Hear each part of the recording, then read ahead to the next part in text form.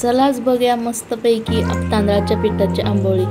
असं कोणीच नाही की आंबोळी कोणाला आवडत नाही। त्यासाठी आपल्याला काय करायचं आहे, तांदळाचं पिठामध्ये पाणी टाकून एकदम पातळसर ते पीठ भिजवून घ्यायचं आहे व त्यानंतर आपल्याला त्यात ॲड करायचं आहे चवीनुसार मीठ ॲड केल्यानंतर आपल्याला त्यात ॲड करायचं आहे ओवा आणि ओवा टाकल्यानंतर त्यात टाकायचं आहे भरपूर सारी कोथिंबीर शिवाय आंबोळीला मजाही नाही आणि चवही चांगली येत नाही। विदाउट कोथिंबीरची आंबोळी खाण्यात काही मजाच नाही। त्यासाठी भरपूर कोथिंबीर टाकायची व तवा तापल्यानंतर तव्यावरती तेल टाकून घ्यायचं। तेल सर्व पसरून घेऊन त्यानंतर मग आपल्याला टाकायचं आहे ते आपलं भिजवलेलं आंबोळीचं पीठ।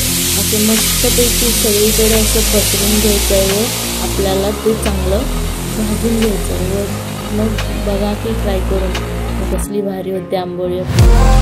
तयार आपली मस्तपैकी अशी